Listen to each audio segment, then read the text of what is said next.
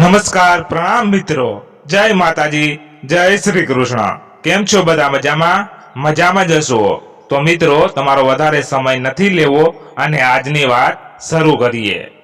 દિશા 9-10 વર્ષની હશે ત્યારે તેની મમ્મીને પૂછ્યું, મમ્મી તમે આ ગળામાં શું પહેરો છો? બીજા દાગીના તો કોઈ તહેવાર કે લગ્નમાં જઈએ તો જ પહેરો છો મમ્મી? અને બીજી સ્ત્રીઓના ગળામાં મંગલસૂત્ર જોઈને તેને નવાઈ લાગતી, તેથી આજે પૂછ્યું, હસવું બેન, બેટા આને મંગલસૂત્ર કહેવાય, જેના લગ્ન થયા હોય એ પહેરે। દીક્ષા, એવું કેમ? મારે છે। હસુ બહેન, દીકરા એવું ના હોય, આ તો મારા સૌભાગ્યની નિશાની છે। દરેક પરણિત સ્ત્રી માટે મંગલસૂત્ર અમૂલ્ય હોય। તું મોટી થઈ જઈશ પછી તારા લગ્ન થાય એટલે પહેરજે। દીક્ષા, સાચી મમ્મી? તમે મને આપશો? હંસુબેન, ના, આ તો હું મરીશ ત્યાં સુધી મારા ગળામાં રહે તેવી પ્રાર્થના રોજ કરું છું। તને નવું આપશે જે તારી જોડે પરણશે એ। દીક્ષા, સાચી મમ્મી, અને ખુશ થતા થતા બહાર રમવા દોડી ગઈ। હંસુબેનના મનમાં એમ કે થોડી વાર પછી બધું ભૂલી જશે, પણ દીક્ષાના મનમાં આજની વાત ઘર કરી ગઈ। પોતે પણ મોટી થઈને મંગલસૂત્ર પહેરશે, મમ્મીની જેમ તેનું ધ્યાન રાખીશ અને પૂજા કરીશ અને હંમેશા ગળામાં રાખીશ। સમય પસાર થાય છે। દીક્ષા કોલેજમાં અભ્યાસ કરતી થઈ ગઈ। તે હસમુખી, સુંદર અને ભણવામાં પણ આગળ હોય છે। દીક્ષા કોલેજમાં અભ્યાસ શરૂ કરે છે અને ઘરે નાના બાળકોને ટ્યુશન આપવાનું ચાલુ કરે છે, જેથી ભણવાનો ખર્ચ પોતે ઉઠાવી શકે। મમ્મીને કહેતી, હવે હું મોટી થઈ એટલું તો કરી શકું। એમ પણ મધ્યમ વર્ગમાં પરિવારને કેટલી ચિંતા હોય, પપ્પાને એટલું ઓછું અને ભાઈલાને હજી ભણવાનું છે ને। હંસુબેન મનમાં ખુશ હતા કે હવે તેમની દીકરી મોટી અને સમજણી થઈ ગઈ છે। દીક્ષા સવારે વહેલા ઉઠીને મમ્મીને ઘરકામમાં થોડી મદદ કરતી અને પછી કોલેજ નીકળી જતી। બપોરે ઘરે આવે ત્યારે જમવાનું બંને મા દીકરી મળીને બનાવતા। સાંજે 4 થી 6 વાગ્યા સુધી બાળકોનું ટ્યુશન કરાવતી અને રાત્રે તેનો અભ્યાસ કરતી। એની આ રોજિંદી જિંદગી હતી। આમ ને આમ 1 વર્ષ પૂર્ણ થયું। દીક્ષાનું ફર્સ્ટ ક્લાસ રિઝલ્ટ આવ્યું। તેના ઘરે બધા ખુશ હતા। દીક્ષાના ક્લાસમાં અભ્યાસ કરતો નકુલ ફેલ થયો। નકુલ દેખાવે સારો અને થોડો મસ્તીખોર હતો। તેના મમ્મી પપ્પા આ દુનિયામાં નહોતા, આથી કોઈ રોકટોક કરવા વાળું હતું નહીં। મામા સાથે રહીને મોટો થયેલો, અભ્યાસમાં કઈ ખાસ ધ્યાન આપતો નહીં, પણ નાપાસ થતા થોડું દુઃખ થયું હતું। દીક્ષા તેને ઓળખતી નહોતી, પણ તેને ખબર હતી કે નકુલ એના ક્લાસમાં છે। એકાદ વાર કદાચ વાત થઈ હશે, પણ દીક્ષાને યાદ નહોતું। નકુલ જાણતો હતો કે દીક્ષા અભ્યાસ અને સ્વભાવ બંનેમાં સારી છે, આથી તેને દીક્ષા પાસે મદદ માંગી। નકુલ, હાય, મારું નામ નકુલ છે, હું આપના ક્લાસમાં જ ભણું છું। દીક્ષા, હલો, મને ખબર છે, તમને ઘણીવાર જોયા છે, કદાચ તમે રેગ્યુલર કોલેજમાં આવતા નથી, ખરું ને? નકુલ, હા, હું પાર્ટ ટાઈમ જોબ કરું છું, એટલે રાતે મોડું થઈ જાય છે તો ક્યારેક નથી આવતો, અને અહીં મારા મિત્રો ઓછા છે। દીક્ષા, ઓકે, પણ હું તમારી માટે શું કરી શકું? નકુલ, શું તમે મને અભ્યાસ માટે થોડી મદદ કરી શકો? તમે ભણવામાં હોશિયાર છો અને રેગ્યુલર કોલેજમાં આવો છો, તો નોટ્સને એવું આપી શકો? દીક્ષા થોડું વિચારીને નકુલને હા પાડે છે અને તેમની મિત્રતાની શરૂઆત થાય છે। નકુલ જ્યારે કોલેજમાં આવતો ત્યારે દીક્ષા પાસે બેસતો અને રિસેસ ટાઈમમાં પણ કેન્ટીનમાં સાથે જતો. દીક્ષા પાસેથી નોટ્સ મેળવતો અને કંઈ ખબર ના પડે તો પૂછી લેતો. દીક્ષા પણ તેને શાંતિથી સમજાવવા પ્રયત્ન કરતી, પરંતુ નકુલ અભ્યાસમાં સાવ નબળો હતો. તેને ઘણીવાર 2-3 વખત સમજાવવું પડતું. દીક્ષા તેનાથી કંટાળતી નહીં.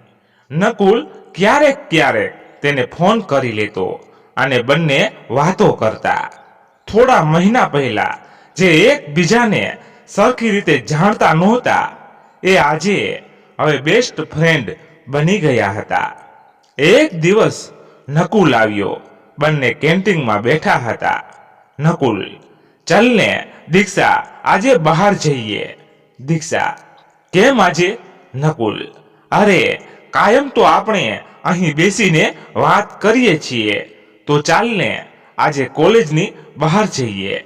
દીક્ષા, ના, મારે નથી આવવું.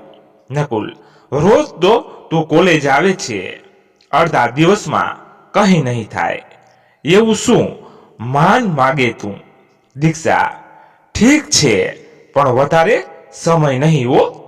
નકુલ, ઓકે. બંને બહાર મૂવી જોવા જાય છે અને આમ ને આમ થોડા સમય સાથે પસાર કરતા નકુલને દીક્ષા ગમવા લાગે છે, પણ તે દીક્ષાની મિત્રતા ગુમાવવા નથી માંગતો. આથી તેને કંઈ કહેતો નથી અને મિત્રતા એમ જ જાળવી રાખે છે. દીક્ષા અને નકુલની પરીક્ષા સારી રીતે પૂરી થઈ અને નકુલ આ વખતે પાસ થઈ જાય છે. નકુલ ખુશ થતો દીક્ષા પાસે આવે છે. નકુલ, તારે લીધે આ વખતે પાસ થઈ ગયો. Thank you Diksha, thank you so much. Diksha, લે એમાં થેન્ક યુ શું? કામ બોલે. તું મારો મિત્ર છે, તને મદદ કરીને મને પણ ખુશી થઈ. હવે સરખી રીતે ભણવામાં ધ્યાન આપજે. નકુલ, એટલે તું કેવા શું માગે? હવે તું મારી મદદ નહીં કરે? દીક્ષા, જો હું એવું નથી કહેતી, પણ હવે તારે મારી ઉપર આધાર રાખવાની જરૂર નથી. નકુલ, જો તને મારી ખબર છે કે મને 2-3 વાર સમજાવે ત્યારે મગજમાં ઉતરે છે. હવે આપણા પ્રોફેસર તો મારા જેવા ડફોળ, માટે આટલો સમય બરબાદ ના કરે તો બેસ્ટી હું તારો પીછો નહીં છોડવાનો. દીક્ષા મજાક કરતા, હા, મને ખબર છે કે તું મારા માથે પડેલો છે. ચલ, મારા પાસ થયાની ખુશીમાં આજે તને પાર્ટી. બોલ, ક્યાં જવું છે? દીક્ષા, ઠીક છે, ત્યારે કોલેજની પાસેના કોફી શોપમાં જઈએ. પછી મારે સમયસર ઘરે પણ જવાનું છે. બંને કોફી શોપમાં જાય છે. નકુલ કોફી અને નાસ્તો લઈને આવે છે. બંને ટેબલ પર બેસી વાતો કરે છે. નકુલ, દીક્ષા, એક વાત પૂછું, તારે જવાબ આપવો હોય તો જ આપજે. દીક્ષા કોફીનો મગ સાઈડમાં મૂકી થોડી ગંભીર બની. એવું તો શું છે કે આવી રીતે વાત કરે છે? નકુલ, તને કોઈ છોકરો નથી ગમતો? આઈ મીન કે તારે ક્રશ ખરો કોલેજમાં કોઈ છોકરા પર? દીક્ષા, ના રે, મારે એવું ક્યાંય કંઈ નથી હો, પણ તું કેમ પૂછે? નકુલ, અરે એમ જ યાર, આજકાલ દરેકને હોય છે એટલે જસ્ટ પૂછ્યું. બીજી કેટલીક વાતો કરીને બંને છૂટા પડ્યા. રાતે દીક્ષા નકુલની વાત વિશે વિચારે છે. તેના જીવનમાં હજુ સુધી કોઈ એવો વ્યક્તિ આવ્યો કે જેને તે પ્રેમ કરી શકે. કોઈની ચિંતા કરવી, તેનું ધ્યાન રાખવું, એના વગર કંઈ ગમે નહીં. વાત કર્યા વિના રહી ના શકાય એવું કોઈ. ત્યાં તેને નકુલ યાદ આવે છે. શું નકુલ મને ગમવા લાગ્યો છે? હું તેને પ્રેમ કરું છું?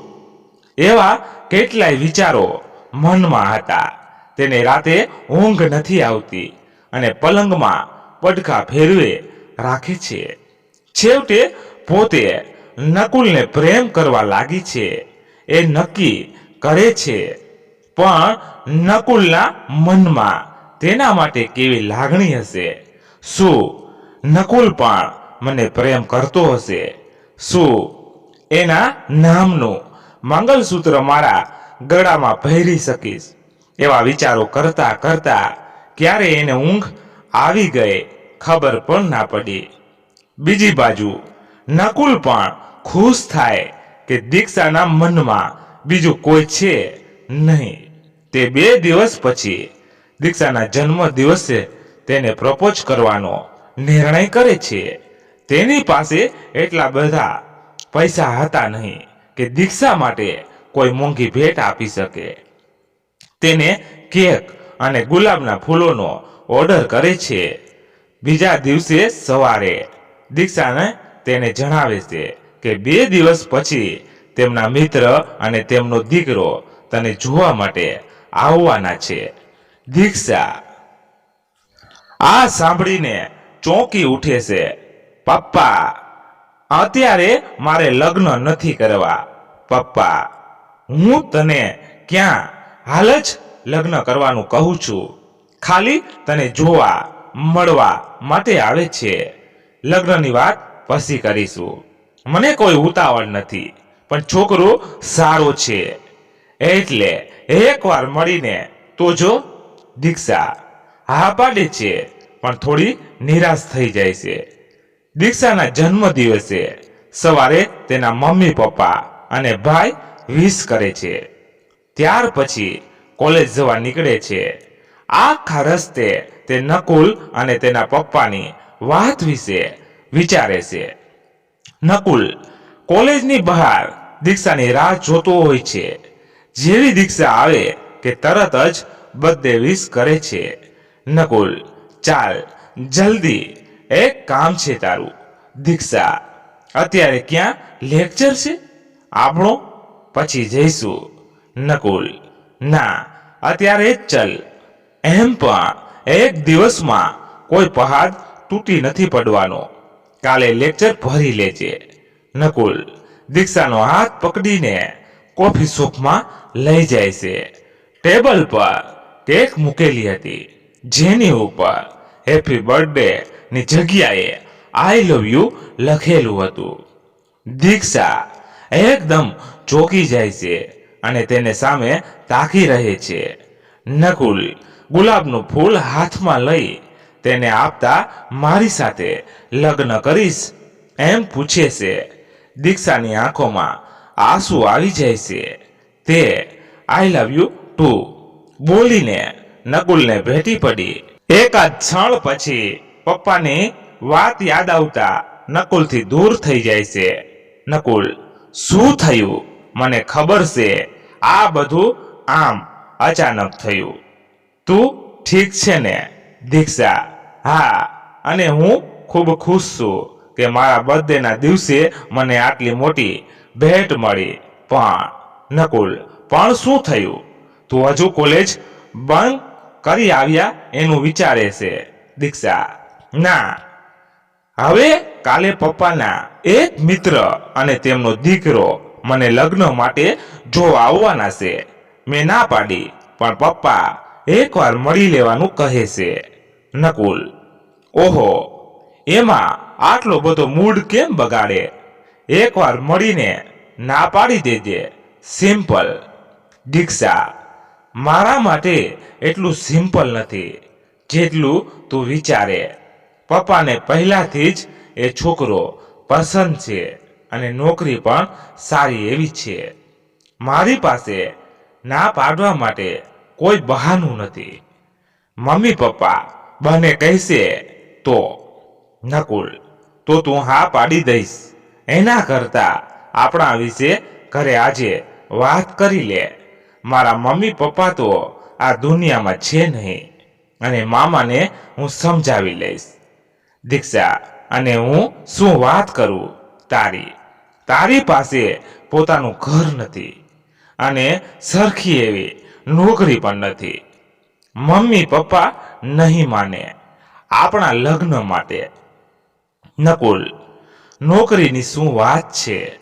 કોલેજ પૂરી થવામાં હવે 4-5 મહિના બાકી છે. પછી સારી નોકરી મળે એટલે લોન પર ઘર મળી જશે. પછી શું વાંધો છે? દીક્ષા, પછીની વાત જવા દે અને કાલનું વિચાર. કાલ હું શું કરીશ? જો પપ્પા ફોર્સ કરશે તો? નકુલ, તારા પપ્પા ક્યાં તને સીધી મંડપમાં બેસાડવાના છે? એકવાર મળીને ના કહી દેજે. હવે કેક કાપીશ કે આમ જ પડી રાખીશ? દીક્ષાનું મન નથી, પરંતુ નકુલનું દિલ રાખવા માટે કેક કાપે છે. બીજી બાજુ નકુલ પણ થોડો ટેન્શનમાં આવી જાય છે, પણ દીક્ષા બર્થડેના દિવસે ઉદાસ ના થાય એટલે હસતો રહે છે. બંને થોડી વાર પછી પોતાના ઘરે જવા નીકળે છે. બીજા દિવસે પપ્પાના મિત્ર અશોકભાઈ, એમના પત્ની જયાબેન અને એમનો દીકરો મયંક આવે છે. બધા બેસીને વાતો કરે છે. થોડી વાર પછી હંસુબેન રૂમમાંથી દીક્ષાને બોલાવે છે. દીક્ષા આજે નવા કપડામાં સરસ લાગતી હતી. તે બધા સાથે થોડી વાતચીત કરે છે. મયંક અને એના પરિવારને દીક્ષા ગમી જાય છે. હવે તે દીક્ષાના જવાબની રાહમાં હતા.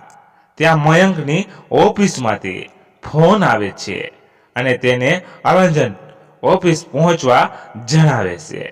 તે દીક્ષાને સાંજ સુધી વિચારી જવાબ આપવાનું કહી વિદાય લે છે. દીક્ષાના મમ્મી પપ્પાની તો હાજ હતી. તે દીક્ષાને પૂછે છે, દીક્ષા, ના પપ્પા, મારે લગ્ન નથી કરવા. તમે એમને ના પાડી દો. પપ્પા, હા, પણ અમે ક્યાં તારા લગ્ન હાલ કરવાના છીએ. સગાઈ થઈ જાય, એકાદ વર્ષ પછી શાંતિથી લગ્ન કરીશું. દીક્ષા, મને મયંક નથી ગમતો. એકવાર મળીને આખી જિંદગીનો ફેસલો લેવો મુશ્કેલ છે. મમ્મી, બેટા, અરેન્જ મેરેજમાં એવું લાગે. મેં તો તારા પપ્પાને સગાઈ બાદ જોયા હતા. છોકરો સારો જ છે. ધીરે ધીરે તને ગમવા લાગશે. દીક્ષા, અરે તમે લોકો સમજતા કેમ નથી? હું કહું છું ને, મારે મયંક સાથે લગ્ન નથી કરવા. ગુસ્સો કરતા. પપ્પા, સમજવાની જરૂર તારે છે. તું ના પાડવા માટે કાંઈ વાત હોય તો જણાવ. આમ લગ્ન નથી કરવાના એવા બહાના ના બતાવ. તારા કરતા વધારે દુનિયા જોઈશે. મેં મયંક જેવો બીજો છોકરો મળવો મુશ્કેલ છે. દીક્ષા, મારે મયંક સાથે લગ્ન નથી કરવા, કારણ કે મને બીજો છોકરો ગમે છે અને હું તેની સાથે લગ્ન કરવા માંગુ છું. દીક્ષા ગુસ્સામાં બોલી જાય છે અને તેની વાત સાંભળી જાણે મમ્મી પપ્પાના પગ નીચેથી જમીન ખસી જાય છે અને બંને તેને સામે તાકી રહે છે. પોતાની લાડલીને સમજણી દીકરીને આવી વાત સાંભળી વિશ્વાસ નથી આવતો. મમ્મી, તને ખબર પણ છે કે તું શું બોલી રહી છે? દીક્ષા, હું તમને કહેવાની હતી, પણ તમે અચાનક મારા માટે લગ્નની વાત કરવા લાગ્યા. પપ્પા, તો તને કોલેજમાં ભણવાની જગ્યાએ આ બધું કરે છે અને કોણ છે એ છોકરો? જે પણ હોય એ તેનાથી હવે તારા કોઈ સંબંધ રાખવાનો નથી. દીક્ષા, તેનું નામ નકુલ છે. મારા ક્લાસમાં જ ભણે છે અને મને એ જ ગમે છે. પપ્પા, હું તને એનાથી દૂર જવાનું કહું છું અને તું મને ગમે છે નો જાપ કરી રહી છે. દીક્ષા ગુસ્સામાં અને રડતા રડતા પોતાના રૂમમાં જાય છે અને દરવાજો બંધ કરી ખૂબ રડે છે. થોડી વાર પછી તેની મમ્મી આવે છે. મમ્મી, તારે એવું હતું તો પહેલેથી જ કહી દેવું હતું. દીક્ષા, હું કોલેજ પૂરી થાય એટલે કહેવાની હતી, પણ વચ્ચે આ વાત આવી ગઈ. મમ્મી, છોકરો શું કરે છે, તેનું ફેમિલી કેવું છે, મને જણાવ.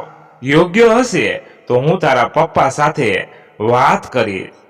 દીક્ષા, નકુલ મારી સાથે કોલેજમાં ભણે છે.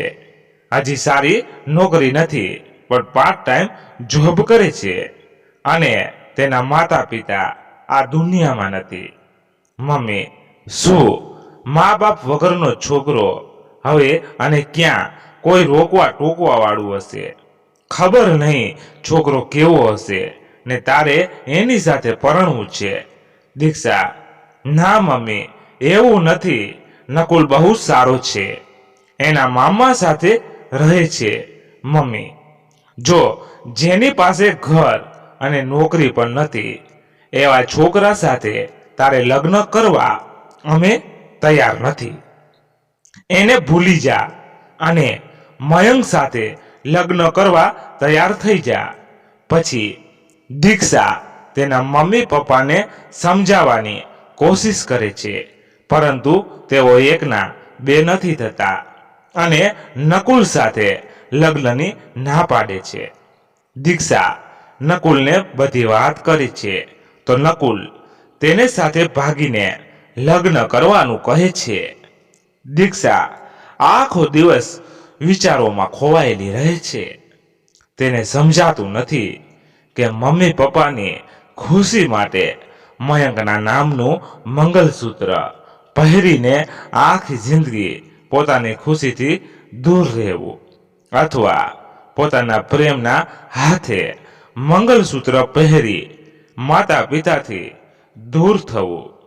દીક્ષાને રાતે ઊંઘ નથી આવતી. તે પોતાના રૂમના પાછળના ભાગમાં જઈને નકુલને ફોન કરે છે અને રડવા લાગે છે. નકુલ, તું રડ નહીં. તે શું કરવાનું વિચાર્યું છે? દીક્ષા, મને કંઈ સમજાતું નથી કે હું શું કરું. મમ્મી પપ્પા પણ માનતા નથી. નકુલ, મેં મામા સાથે વાત કરી લીધી છે. એમને કોઈ તકલીફ નથી આપણા લગ્નથી. હવે બધું તારી ઉપર છે. તું મારી સાથે લગ્ન કરી લે, પછી તો તારા પપ્પાને આપણા લગ્ન સ્વીકારવા જ પડશે. દીક્ષા, પણ પછી એવું ના થાય તો? અને આખી જિંદગી મારી સાથે વાત ના કરી તો? નકુલ, તારા મમ્મી પપ્પા તને ખૂબ પ્રેમ કરે છે. લગ્નના થોડા સમય પછી બધું બરાબર થઈ જશે. પણ જો તું મયંક સાથે લગ્ન કરીશ તો તારી ખુશીઓનું શું? તું મયંકને મારા જેટલો પ્રેમ કરી શકીશ? મયંક અને તારી બંને સાથે અન્યાય થશે. દીક્ષા, ઠીક છે, ત્યારે તું 2 દિવસમાં ભાડે ઘર અને કોર્ટ મેરેજની તૈયારી કરી રાખ. હું તારી સાથે લગ્ન કરવા તૈયાર છું. 2 દિવસ પછી દીક્ષાના પપ્પા નોકરીએ ગયા હોય છે અને તેની મમ્મી માર્કેટમાં જાય છે. ત્યારે ઘરેથી કપડાં લઈ નીકળી જાય છે. નકુલ સાથે કોર્ટમાં લગ્ન કરી લે છે અને નકુલનો મિત્ર તેને એક ઘરની વ્યવસ્થા કરી આપે છે. ત્યાં જાય છે. દીક્ષાને નકુલ સાથે લગ્ન કર્યાની ખુશી હતી, પણ તેનાથી વધારે દુઃખ પપ્પાનું ઘર છોડવાનું હતું. બીજી તરફ એના મમ્મી દીક્ષાને ઘરે ના જોતા તેની 2-3 બહેનપણીને ફોન કરે છે, પણ કંઈ માહિતી મળતી નથી. ત્યાં એમની નજર ખૂણામાં પડેલા ટેબલ પર પડે છે. તેની પર એક કાગળ મૂકેલો હતો. તે ઊભા થઈને કાગળ હાથમાં લે છે. વાંચતાની સાથે તેમને ચક્કર આવતા લાગે છે અને આંખો સામે અંધારા આવી જાય છે. થોડી વારે સ્વસ્થ થઈ દીક્ષાના પપ્પાને ફોન કરી બધી વાત જણાવે છે. થોડી વારમાં દીક્ષાના પપ્પા ઘરે પરત આવ્યા ત્યારે તેના મમ્મી રડતા હતા. તે ઊભા થઈને દીક્ષાનો કાગળ આપે છે. તેને વાંચીને તેમની આંખોમાં ઝળઝળિયા આવી ગયા અને ગુસ્સો પણ ખૂબ આવ્યો. તેમને દીક્ષાથી બધા સંબંધોનો અંત કરવાનો નિર્ણય કર્યો. અંશુબેન તેમને સમજાવવાના પ્રયત્ન કરે છે, પરંતુ ગુસ્સામાં તેમણે અંશુબેનની એક વાત પણ સમજવા તૈયાર નથી થતા. દીક્ષા અને નકુલ ભાડાના મકાનમાં પોતાના ગૃહસ્થી જીવનની શરૂઆત કરે છે. 1 મહિના પછી તેમની કોલેજમાં છેલ્લા વર્ષના વિદ્યાર્થીઓ માટે પ્લેસમેન્ટ ફેરનું આયોજન કરવામાં આવ્યું, જેમાં દીક્ષાને એક સારી કંપનીમાં નોકરી મળી જાય છે. પરંતુ નકુલને કોઈ નોકરી મળતી નથી, કેમ કે તેનું રિઝલ્ટ થોડું ખરાબ હોય છે. તે દીક્ષા માટે ખૂબ ખુશ હતો અને દીક્ષા પણ તેને પ્રોત્સાહિત કરે છે કે તેને બીજી જગ્યાએથી નોકરી મળી જશે અને ત્યાં સુધી પાર્ટ ટાઈમ જોબ તો છે જ. થોડા સમયમાં બંનેની કોલેજ પૂરી થાય છે અને દીક્ષા પણ તેની નવી નોકરીમાં સરસ રીતે સેટ થઈ ગઈ. તેમજ નકુલ તેની કોલ સેન્ટરની પાર્ટ ટાઈમ જોબને ફૂલ ટાઈમ કરે છે. આમ તો બંને લગ્ન જીવનમાં ખુશ હતા, પણ દીક્ષાના દિલમાં પોતાના માતા પિતાને છોડવાનું દુઃખ થતું. ઘણીવાર તે પરિવારને યાદ કરી નિરાશ થઈ જતી, પણ નકુલ તેને આશ્વાસન આપતો. બીજી બાજુ દીક્ષાના મમ્મી પપ્પા અને ભાઈ તેને ઘણું યાદ કરતા. અંશુબેનનો એક દિવસ એવો નહીં હોય જેમાં દીક્ષાને યાદ કરી આંખોમાં આંસુ ના આવ્યા હોય. તેમની તબિયત પણ હવે સારી રહેતી નહીં. ક્યારેક તાવ, ક્યારેક માથું દુખે, તો ક્યારેક કામ કરતા કરતા ચક્કર આવી જતા, પરંતુ તેઓ પૂરતું ધ્યાન આપતા નહીં. એકવાર અંશુબેન કામ કરતા વખતે ચક્કર ખાઈને પડે છે. તેમને હોસ્પિટલમાં દાખલ કરવા પડ્યા. ડોક્ટરે કેટલાક રિપોર્ટ કર્યા અને અંશુબેનને બ્રેન ટ્યુમર હોવાનું જણાવ્યું.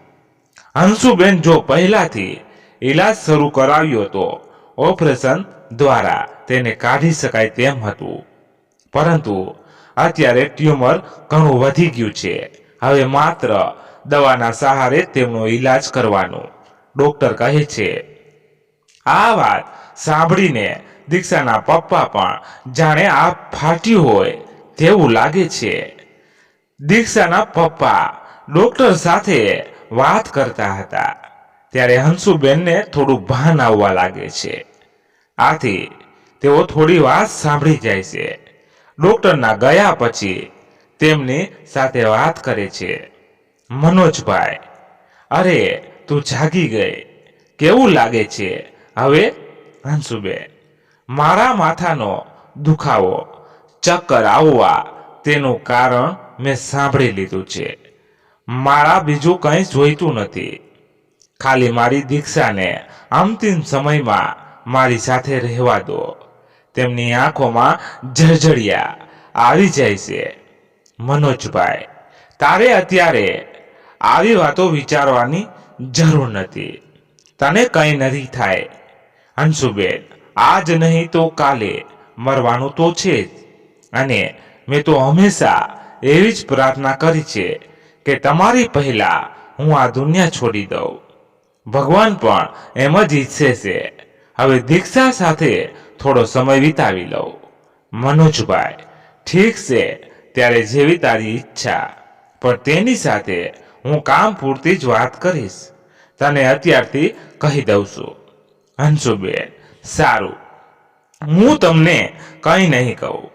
મનોજભાઈ દીક્ષા અને નકુલના ઘરનું સરનામું મેળવી તેમને મળવા ઘરે જાય છે. દીક્ષા તેના પપ્પાને જોઈને ખુશ થઈ જાય છે. તેમને પગે લાગી બેસવાનું કહે છે. મનોજભાઈ દીક્ષાની બધી વાત જણાવે છે. દીક્ષાની ખુશી ગમમાં ફેરવાઈ જાય છે. તે રડવા લાગી. નકુલ તેને શાંત કરવાનો પ્રયાસ કરે છે. દીક્ષાએ ક્યારેય વિચાર્યું પણ નહોતું કે તેના પપ્પા આવા સમાચાર સાથે તેના ઘરે આવશે. દીક્ષા, નકુલ અને મનોજભાઈ હોસ્પિટલ જાય છે. દીક્ષા તો અંશુબેનને જોતા જ ભેટી પડી અને બંને મા દીકરી આટલા મહિના પછી મળતા રડવા લાગ્યા. બંને ખૂબ વાતો કરી અને દીક્ષા રાત પણ અંશુબેન પાસે જ વિતાવી. બીજા દિવસે સવારે તેમને હોસ્પિટલમાંથી રજા આપવામાં આવી. દીક્ષા અંશુબેન સાથે ઘરે જાય છે, પણ મનોજભાઈ દીક્ષાની સાથે પહેલા જેવો વ્યવહાર કરતા નથી. તેઓ હજુ પણ દીક્ષાથી ગુસ્સે છે. દીક્ષા રોજ સવારે અંશુબેન પાસે જતી, તેમની દવા જમવાનું જાતે આપીને જ ઓફિસે જતી. સાંજે પણ તેમને મળવા જતી. અંશુબેનની હાલતમાં સુધારો થયો હતો અને દીક્ષાને આમ રોજ પોતાના ઘરમાં જોઈને મનોજભાઈનો ગુસ્સો પણ થોડો ઓછો થયો. થોડા સમય પછી અંશુબેન આ દુનિયા છોડીને ચાલ્યા ગયા. દીક્ષા, તેનો ભાઈ નકુલ અને મનોજભાઈ તેમની અંતિમ ક્રિયા પૂરી કરી ઘરે પરત આવે ત્યારે દીક્ષા તેની મમ્મીના રૂમમાં જાય છે અને તેમની વસ્તુઓ પર હાથ ફેરવી તેમને યાદ કરી રડે છે. ત્યારે તેના હાથમાં અંશુબેનનું મંગલસૂત્ર આવે છે અને તેને બાળપણની વાતો યાદ આવે છે. તેને તેના મમ્મી માટે સંતોષકારક લાગણી અનુભવે છે કે તેમની ઈચ્છા પૂરી થઈ. પોતે સૌભાગ્યવતી સ્ત્રી રૂપે અવસાન પામ્યા. દીક્ષા અંશુબેનનું મંગલસૂત્ર લઈને તેના પપ્પા પાસે જાય છે અને આ મંગલસૂત્ર મમ્મીના આશીર્વાદ અને યાદગીરી રૂપ તેની સાથે લઈ જવાની ઈચ્છા વ્યક્ત કરે છે. મનોજભાઈ તેને કહે છે કે અમે પણ તને કંઈ આપી શક્યા નથી, તો તું આ મંગલસૂત્ર લઈ શકે છે. દીક્ષા અને નકુલ પોતાના ઘરે આવે છે ત્યારે દીક્ષા મોડી રાત સુધી મંગલસૂત્ર નિહાળી તેની મમ્મીની યાદ કરે છે અને પોતે પણ અંતિમ ક્ષણ સુધી નકુલના નામનું મંગલસૂત્ર પહેરી શકે એવા વિચારો કરતા કરતા સૂઈ જાય છે. દીક્ષા અને નકુલ બંને પોતાની નોકરીમાં સારી રીતે ગોઠવાઈ જાય છે. તેઓ લોન દ્વારા એક ફ્લેટ લઈને ત્યાં શિફ્ટ થઈ જાય છે. દીક્ષા 2-3 દિવસે તેના પપ્પાના ઘરે જઈ આવતી, પણ આજે નકુલ બહુ ઉદાસ અને દુઃખી હતો, કેમ કે તેના કોલ સેન્ટરમાં માલિક અવસાન પામ્યા હતા અને તેમનો દીકરો અમેરિકામાં હોવાથી અહીંનો બધો વ્યવસાય આટોપી લેવાનો હતો. તેથી તેની નોકરી છૂટી ગઈ.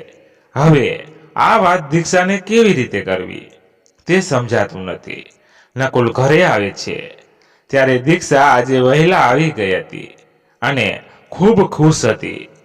નકુલ જેવો ઘરમાં પ્રવેશ્યો કે તરત જ તેને ગળે વળગી પડી. નકુલ, ઓહો, આજે આટલો બધો પ્રેમ અને શું વાત છે! આજે વહેલા વહેલા આવી ગઈ. રસોઈની સરસ સુગંધ પણ આવી રહી છે. કોઈ મહેમાન આવવાના છે? દીક્ષા, હા, આપણી લાઈફમાં એક નવું મહેમાન આવવાનું છે. આપણે મમ્મી પપ્પા બનવાના છીએ. નકુલ, હું આજે બહુ જ ખુશ છું. મેં પપ્પા અને ભાઈને પણ રાતે જમવા બોલાવી દીધા છે. તેમને ત્યારે જણાવીશું. નકુલ, 1 મિનિટ વચ્ચે શ્વાસ તો લઈ લે અને તું શ્યોર છે ને? આપણે પહેલા ડોક્ટરને મળી લઈએ. દીક્ષા, હા, હું શ્યોર છું. ડોક્ટરને આજે મળી આવી. મને ખબર છે કે તને લઈ જવો જોઈએ, પણ હું પાકી ખાતરી કરી તને જાતે કહેવા માંગતી હતી, એટલે સોરી. નકુલ અને તેને ભેટી પડી. નકુલ ખુશ હતો, પણ અત્યારે નોકરીના સમાચાર આપી દીક્ષાને ખુશી ઓછી કરવા નહોતો ઈચ્છતો. આથી દીક્ષાને કઈ વાત કરી નહીં. થોડી વારમાં તેના પપ્પા અને ભાઈ આવી ગયા. બધાએ મજાથી ડિનર કર્યું અને દીક્ષાએ તેમને વાત જણાવી. મનોજભાઈ ખૂબ ખુશ થયા, પણ હંસુબેનને યાદ કરી આંખોમાં જળજળિયા આવી ગયા. તેઓ હોત તો આજે સૌથી વધારે ખુશ હોત. બધાએ ખૂબ મોડે સુધી વાતો કરી અને પછી છૂટા પડ્યા. સવારે દીક્ષા, નકુલ ઉઠ, હવે ઘડિયાળમાં જો, ઊભો થા હવે. નકુલ, યાર દીક્ષા, થોડી વાર સુવા દે ને. આમ પણ રાતે મોડું થઈ ગયું હતું અને પાછો ધાબળો ઓઢી લીધો. દીક્ષા, હા મને ખબર છે, પણ હવે ઉઠ, નહીતર મોડું થઈ જશે, પછી આમ તેમ દોડતો દોડતો ફરીશ. દીક્ષાની વાત સાંભળીને નકુલ એકદમ ઉઠી ગયો અને ફરી ચહેરા પર ઉદાસી આવી ગઈ. તે વિચારવા લાગ્યો કે કાલે તો દીક્ષાને કઈ વાત કરી નહીં, પણ આજે તો કહેવું પડશે. નકુલ, દીક્ષા અહીં આવને, એક વાત કરવી છે. દીક્ષા, કેમ, શું થયું? તબિયત સારી છે? ચહેરો પણ ઉતરેલો દેખાય છે તારો. નકુલ, મારી તબિયત બરાબર છે, પણ નોકરી નહીં. દીક્ષા, તું હજી ઊંઘમાં બબડતો હોય એવું લાગે છે. સાફ સાફ બોલને, શું થયું? નકુલ આખી વાત જણાવે છે. દીક્ષા ટેન્શનમાં આવી જાય છે, પણ નકુલને ધીરજથી સમજાવે છે કે તને નવી નોકરી મળી જશે અને તેની જોબ તો ચાલુ જ છે. નકુલ, હા તારી વાત સાચી, પણ એકના પગારથી ઘર ચલાવવું, લોન અને આપણી નવી જવાબદારી, બધું કેવી રીતે થશે? દીક્ષા, તું આજથી જ નવી નોકરી શોધવાનું ચાલુ કરી દે. હું પણ જોતી રહીશ, એનાથી સારી નોકરી મળશે તને. દીક્ષા તૈયાર થઈને તેની ઓફિસ જવા નીકળે અને નકુલ નવી નોકરીની શોધમાં. નકુલ 2-3 જગ્યાએ ગયો, પણ નિરાશા લાગી અને કંટાળી ઘરે પરત આવ્યો. 1 અઠવાડિયું થવા આવ્યું, પણ હજુ સુધી કોઈ નોકરી મળી નહીં. રોજ સવારે ઉત્સાહથી ઘરેથી નીકળી, પણ નિરાશા જ સાંભળે. હવે તેના મનમાં ભારણ અને તણાવ વધતો જતો. દીક્ષાએ પ્રયત્ન કરતી, પણ કંઈ મેળ પડતો નહીં. છેવટે નકુલે એક પ્રાઇવેટ ઓફિસમાં નોકરી સ્વીકારી.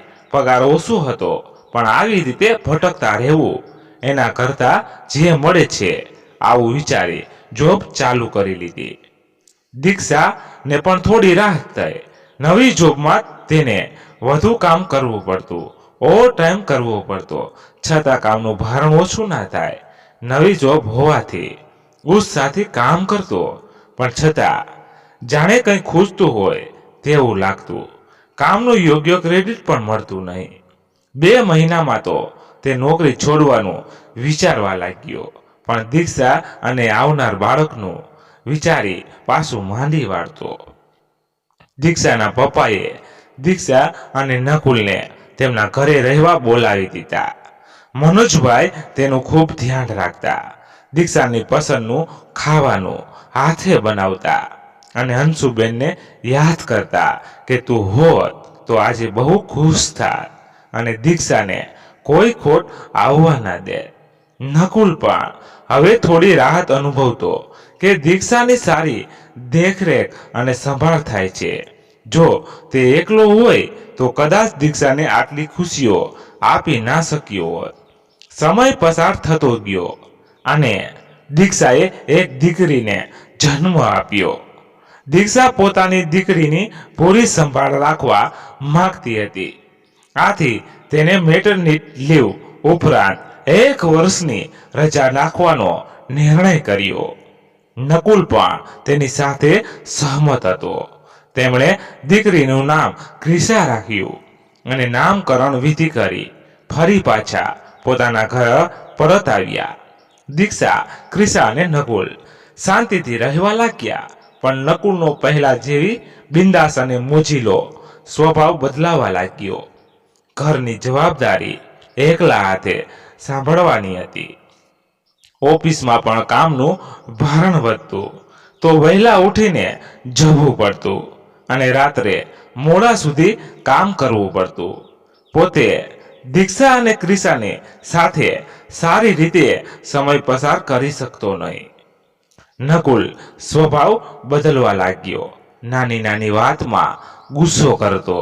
દીક્ષા સાથે નજીવી બાબતે ઝઘડા થવા લાગ્યા.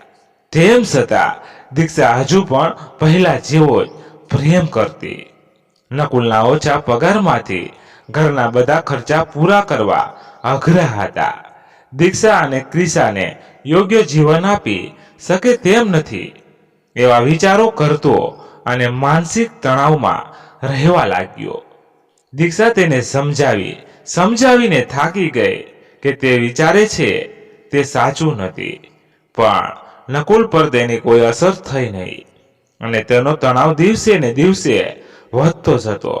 નકુલ તેની ઓફિસના એક બે મિત્રોની સંગતમાં આવી દારૂ પીવાનું ચાલુ કર્યું અને ધીમે ધીમે તેની આદત બની ગઈ. નકુલ રાત્રે મોડે ઘરે આવતો. દીક્ષા સાથે સરખી રીતે વાતચીત કરતો નહીં. તેનું આવું વર્તન અને ક્યારેય આવતી દુર્ગંધથી દીક્ષાને ખબર પડી કે તે હવે વ્યસનની બનતો જાય છે. આ વાતથી તેને આઘાત લાગ્યો. પોતે વિશ્વાસ નથી કરી શકતી કે આ એ જ નકુલ છે. તેની સાથે તેને લગ્ન કર્યા હતા. છોડી તે ખૂબ જ રડી અને નકુલને સમજાવ્યો કે તે હવે આ બધું છોડી દે અને પરિવાર સાથે પહેલાની જેમ જીવન જીવવા લાગે.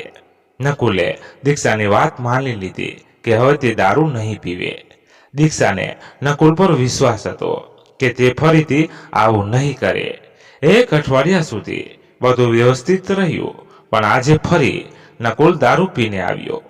તેને જોઈ દીક્ષાને ખૂબ ગુસ્સો આવ્યો કે દીક્ષા, નકુલ આજે ફરીથી. નકુલ, એક દિવસમાં શું વાંધો છે?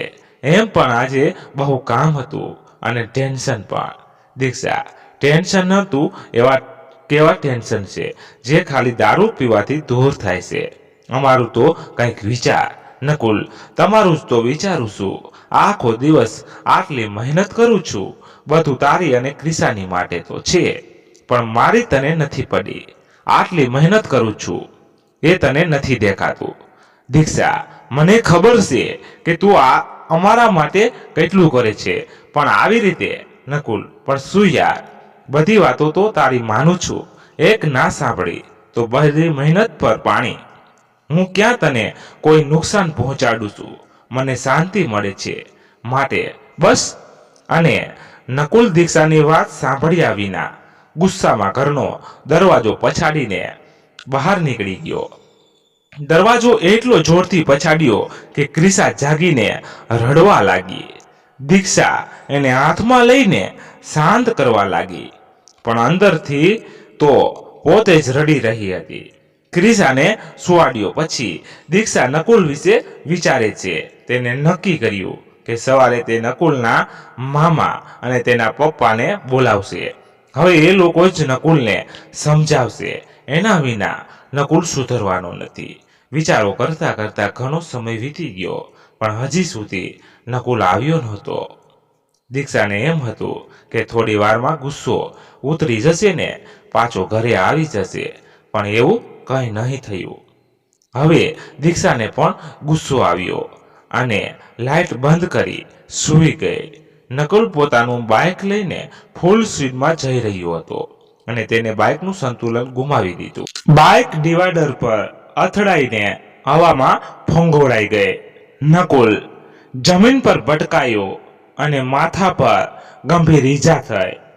માથામાંથી ધડાધડ લોહી નીકળવા લાગ્યું અને નકુલ બેભાન થઈ ગયો. નકુલ, નકુલ બૂમ પાડીને દીક્ષા એકદમ જાગી ગઈ. એક સપનું હતું.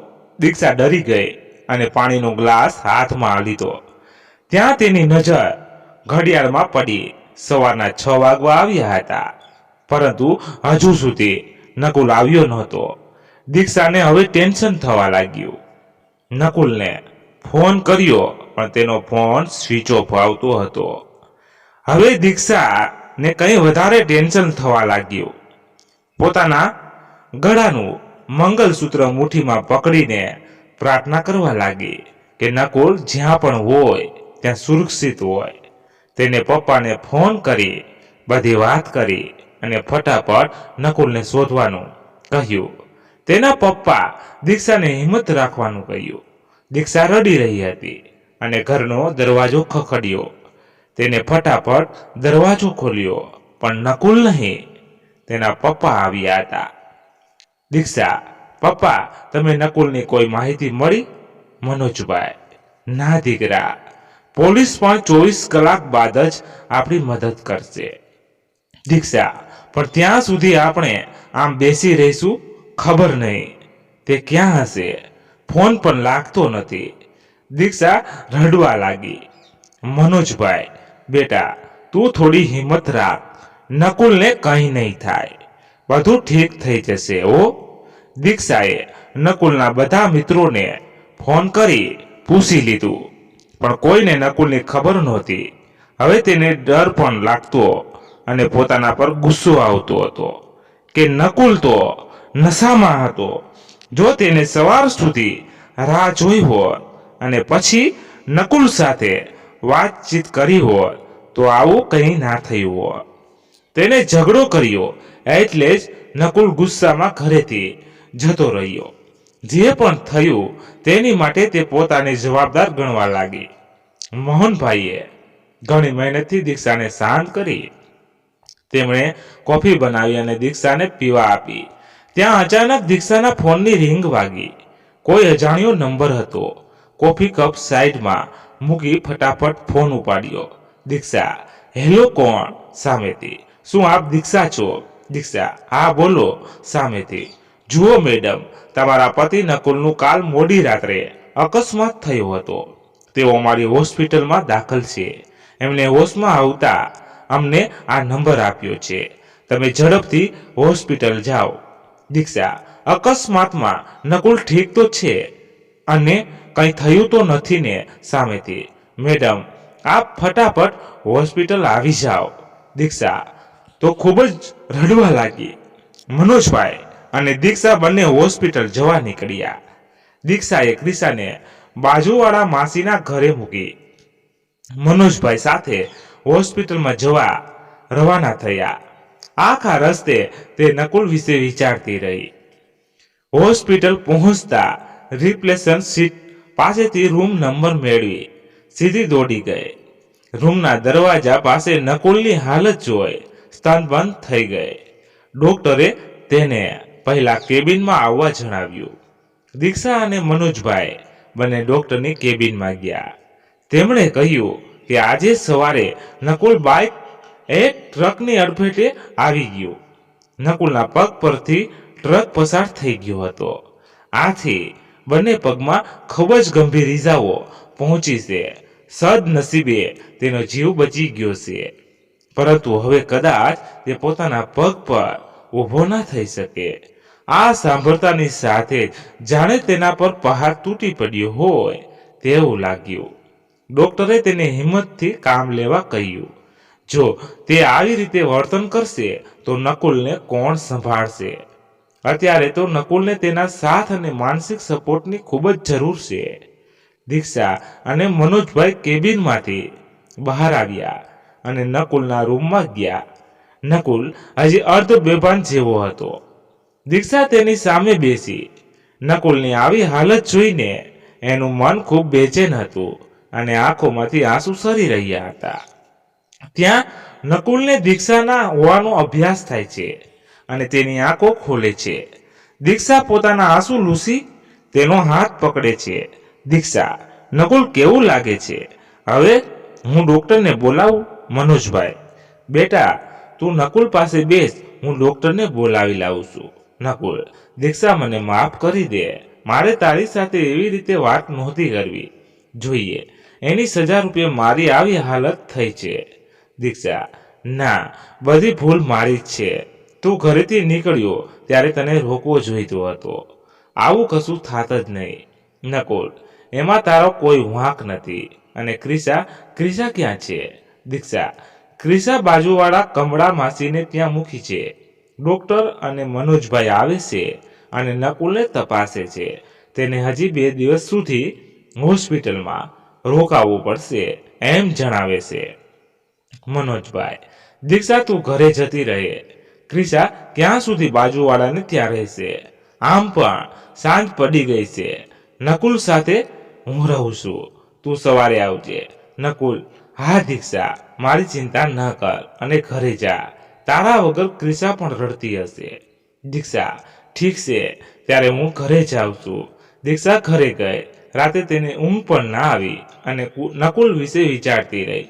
સવારે ફટાફટ ચા નાસ્તો બનાવી હોસ્પિટલ જવા રવાના થઈ. દીક્ષાએ તેના પપ્પાને ઘરે મોકલ્યા અને નકુલ સાથે રોકાઈ ગઈ.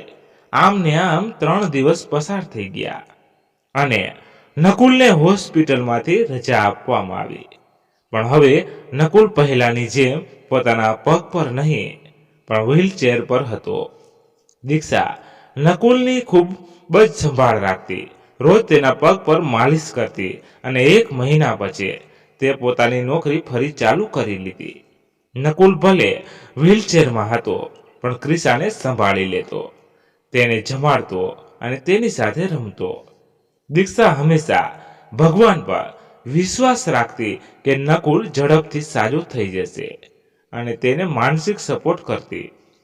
આ સમયે દીક્ષા અને નકુલના સંબંધો વધુ મજબૂત બન્યા. નકુલને પોતાની કરેલી ભૂલો પર પસ્તાવો હતો અને હવે ક્યારેય દારૂને હાથ લગાવશે નહીં એવો નિર્ણય કર્યો. દીક્ષાનો પ્રેમ અને ડોક્ટરની સારવારથી નકુલ ફરી 8 મહિના પછી પગ પર ઊભો થયો. દીક્ષા તેને હાથ પકડીને ઘરમાં થોડું થોડું ચલાવતી અને અઠવાડિયા પછી બંને નીચે બગીચામાં ચાલવા જતા. દીક્ષા અને નકુલ બંને હાથમાં હાથ લઈને વાતો કરતા કરતા સમય પસાર કરતા અને પહેલાના દિવસો યાદ કરતા. લગભગ 1 મહિના જેટલો સમય પછી નકુલ પહેલાની જેમ જ ચાલવા લાગ્યો અને સંપૂર્ણ સ્વસ્થ થઈ ગયો. દીક્ષા અને નકુલની લાઈફ પહેલા જેવી થઈ ગઈ. ત્યાં બંનેની લાડકી ક્રિષ્નાનો પહેલો જન્મદિવસ આવ્યો. બધાએ ખૂબ જ ખુશીથી ઉજવણી કરી. નકુલ હંમેશા ભગવાનનો આભાર માનતો કે મને આટલો બધો પ્રેમ કરનાર દીક્ષા મળી અને સાથે પરી જેવી દીકરી ક્રિશા. દીક્ષા પણ હંમેશા એ જ પ્રાર્થના કરતી કે ભલે ગમે તેવી મુશ્કેલીઓ આવી પણ નકુલ કાયમ તેની સાથે જ રહે. તેના નામનું મંગળસૂત્ર હંમેશા તેના ગળામાં બંધાઈ રહે. જ્યાં સુધી તે આ દુનિયામાં છે ત્યાં સુધી આ મંગળસૂત્ર આમ જ તેના સાથે રહે અને ક્રિશાને દુનિયાના બધા સુખ આપી શકે. મિત્રો, આ વાર્તા અહીંયા પૂર્ણ થઈ. તમને કેવી લાગી એ અમને કોમેન્ટમાં કહેજો.